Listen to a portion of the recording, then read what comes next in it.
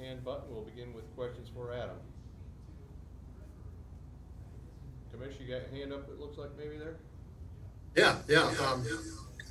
Adam, is it possible you had even better stuff today than you had the other day? And second question is, how did it feel to face Houston? You're usually facing the Mets and Miami every camp all year long. You hardly ever face Houston.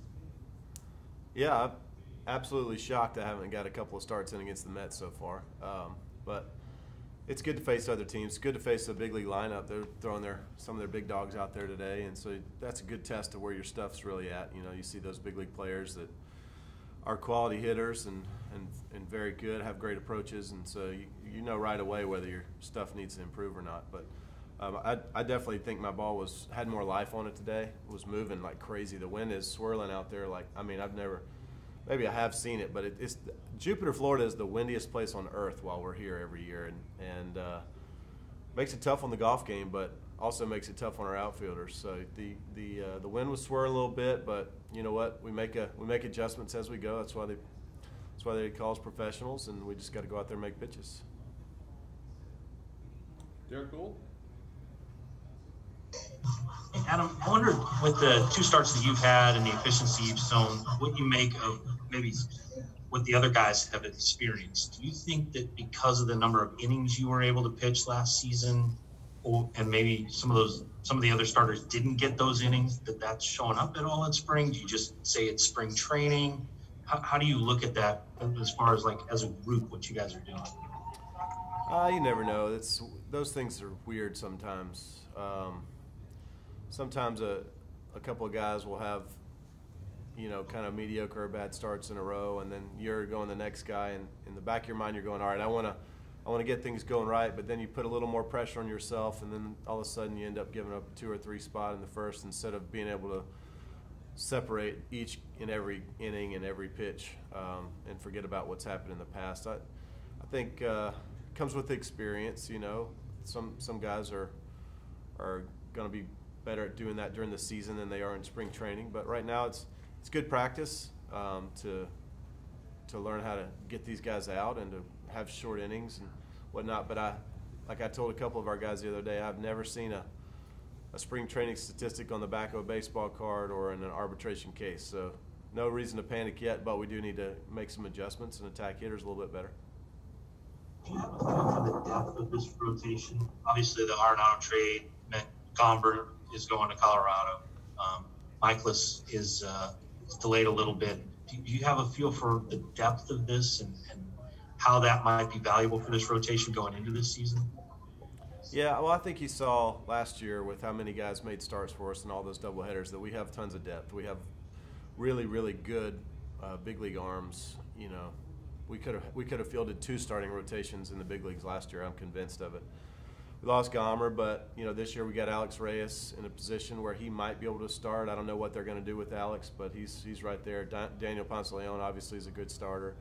So we have guys that can hold the fort down or even be great quality starters themselves that are just waiting in the wings, waiting for that opportunity. So, a guy goes down, somebody else got to step up, and right now Miles is on the way back. I think he's going to start throwing bullpens tomorrow or the next day or something like that, they said, and then he's supposed to be good to go. But I think you'll see our starting rotation get crisper as the spring wears on, as they get more innings. Carlos pitched great over in the Caribbean Series. We know he's got some quality innings in him, and I don't think anybody's really worried about Jack or any of the other guys either. We just got to go out and make quick innings and get ahead and make it easier on ourselves. Right now, a few of our guys are just making it a little tougher than it needs to be. It's already hard enough.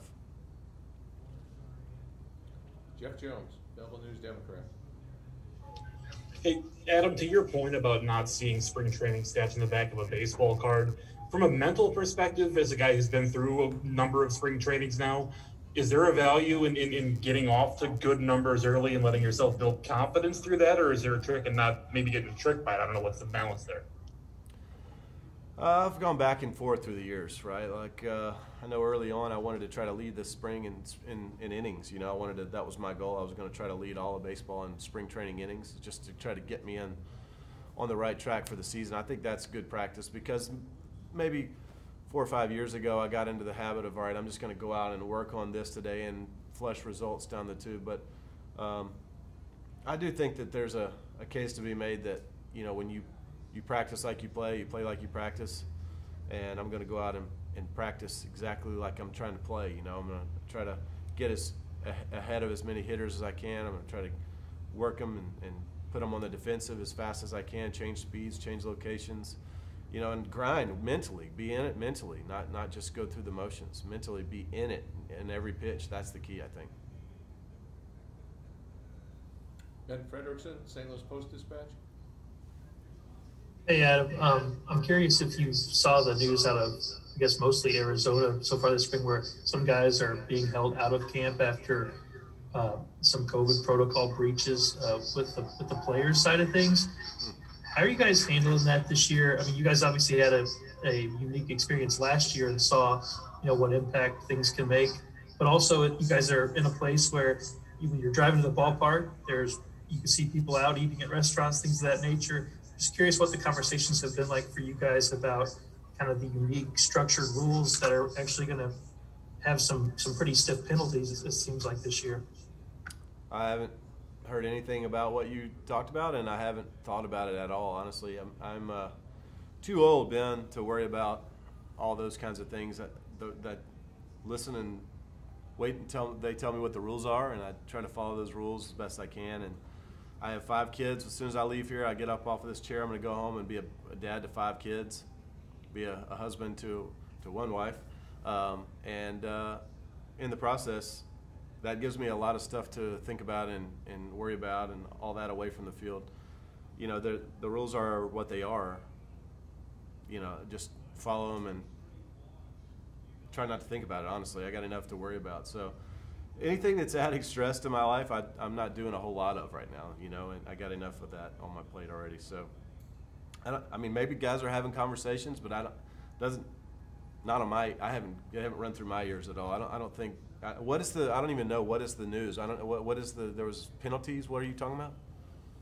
There have been a couple guys who I guess were found of breaking protocol, COVID protocol, went out to a restaurant or went to like a barber. You know, nothing like wild, just things that most people would consider normal, but are not allowed under the protocols. And they're not being punished. They're just not allowed to return until they pass through, you know, the proper checkpoints. But for certain guys, that might mean a chance to make the team.